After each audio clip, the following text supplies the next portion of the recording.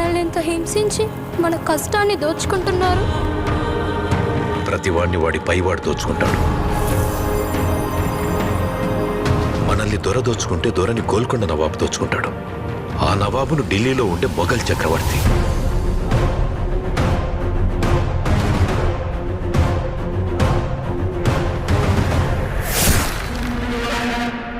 మన పైనున్న ఈ దొంగలందరినీ దోచుకోవడానికి ఆ భగవంతుడు ఖచ్చితంగా ఒకరిని పంపిస్తాడు.